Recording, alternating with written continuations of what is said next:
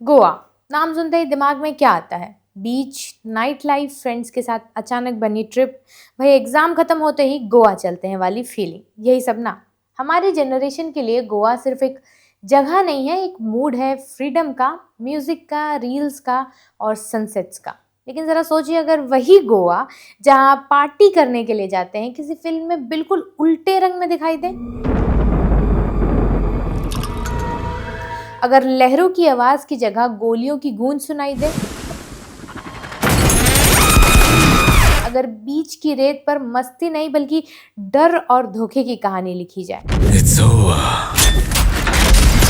4 साल पहले जिसने सोने की खदानों में साम्राज्य बनाया था, वही स्टार अब गोवा ला रहा है, लेकिन ट्रैवल व्लॉग वाला गोवा नहीं, बल्कि 1940 से 70 के दशक के अंधेरे में डूबा हुआ गोवा। सवाल यह है कि क्या हमने अपने फेवरेट हॉलीडे स्पॉट को इस नए खतरनाक अवतार में देखने के लिए तैयारी की है? क्या ये सिर्फ एक गैंगस्टर स्टोरी होगी या फिर हमारा गोवा मस्ती वाली इमेज से अलग हो जाएगा? क्योंकि इस बार गोवा छुट्टियों के लिए नहीं खुल रहा है, इस बार गोवा पर्दे पर अपना हिसाब बराबर करने आ रहा है।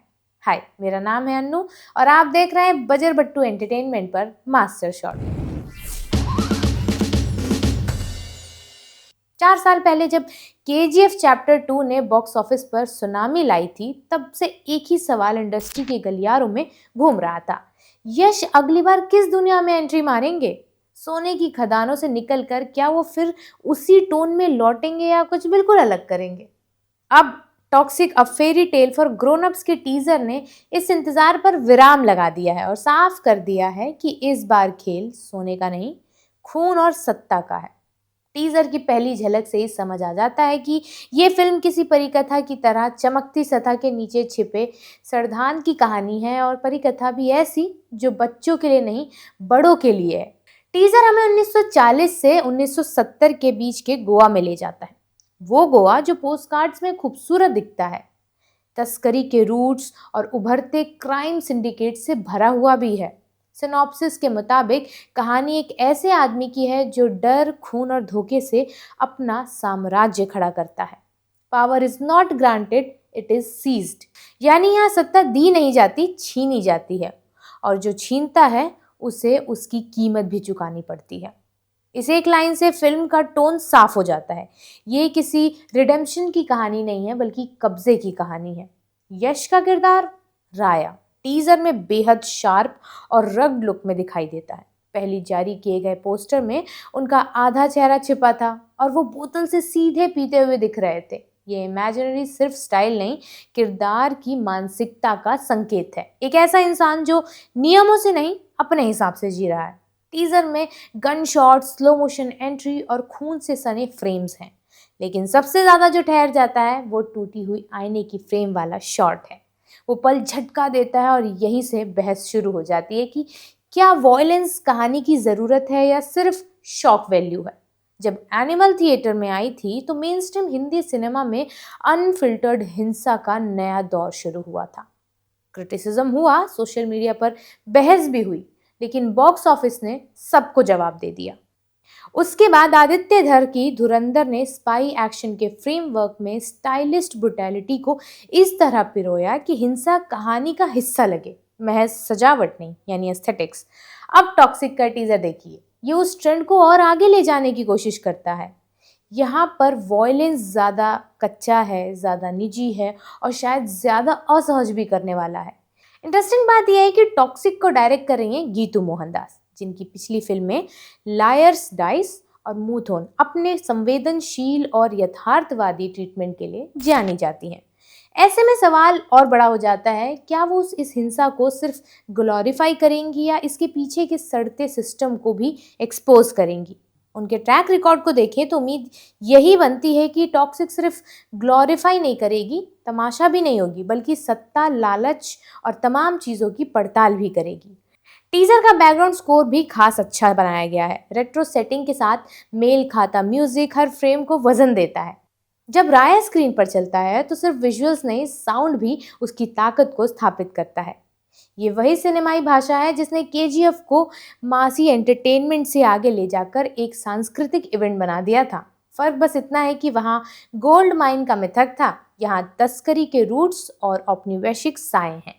यश की स्क्रीन प्रेजेंस पर बात किए बिना ये चर्चा अधूरी रहेगी। केजीएफ में उन्होंने एक रिबेलियस, डायलॉगबाज, लगभग पौराणिक हीरो का रूप लिया था। टॉक्सिक में राया ज्यादा कोल्ड है, ज्यादा कैलकुलेटिव लगता है। यहाँ चार्म है, लेकिन उसके पीछे डेंजर भी है। यहाँ अल्फा मेल की नई किस्म की प्रजाति दिख रही है, जो बहुत अलग है पहले से। लेकिन यही वो जगह है जहाँ आलोचना भी खड़ी होती है। क्या हम फिर से एक ऐसे दौर में जा रहे हैं जहां मेल डोमिनेंस और हिंसा को ही करिश्मा समझा जाएगा, या ये फिल्म उस सत्ता की कीमत भी दिखाएगी? फिल्म की स्टार कास्ट भी पैन इंडिया अपील को मजबूत करती है। कियारा आडवाणी, नयनतारा, हुमा कुरैशी, तारा सुतारिया और रुक्मिनी वसंत। इतने बड़े असेंबल का मतलब है कि कहानी में सिर्फ एक आदमी का साम्राज्य नहीं होगा, बल्कि कई रिश्ते, कई टकराव भी होंगे। अगर स्क्रिप्ट इन किरदारों को बराबरी का स्पेस देती है तो टॉक्सिक सिर्फ वन मैन शो नहीं रहेगी, बल्कि एक जटिल क्राइम सागा बन सकती है। अब आते हैं असली बहस पर। एनिमल ने जो दरवाजा खोला, धुरंधर ने उसे स्टाइलिश तरीके से आगे बढ़ाया और टॉक्सिक शायद उसे और अंधेरे में ले जाएगी। सवाल यह है कि क्या दर्शक इस बढ़ती हिंसा के ट्रेंड से थकेंगे या यही नया नॉर्मल बन जाएगा? बॉक्स ऑफिस के आंकड़े अक्सर नैतिक बहस को चुप करा देते हैं, लेकिन कंटेंट की उम्र सिर्फ पहले वीकेंड की कमाई से नहीं मापी जाती। वो इस बात से तय होती है कि सालों बाद लोग उसे कैसे याद करते हैं, और यहीं से मुकाबले की जमीन तैयार होती है। अगर धुरंधर 2 आती है तो वो पहले से स्थापित स्पाई एक्शन यूनिवर्स का विस्तार होगी।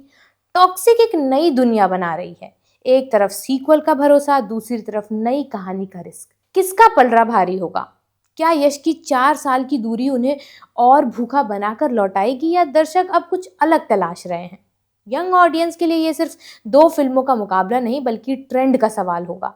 क्या हम ऐसे किरदार को हीरो मानते रहेंगे जो खून से अपना रास्ता बनाते हैं, या हम उनसे भी ये उम्मीद करेंगे कि वो अपने साम्राज्य की कीमत समझें?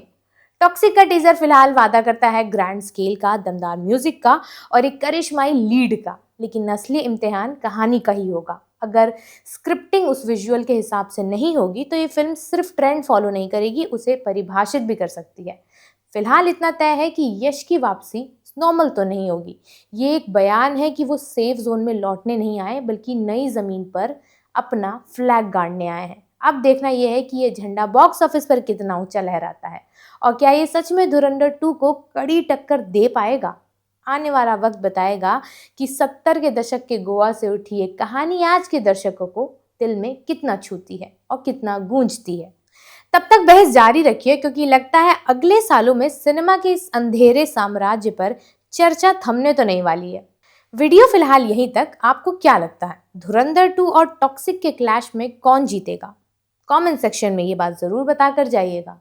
और वीडियो अगर अच्छा लगा है तो बजर बट्टू एंटरटेनमेंट को सब्सक्राइब ज़रूर करिएगा।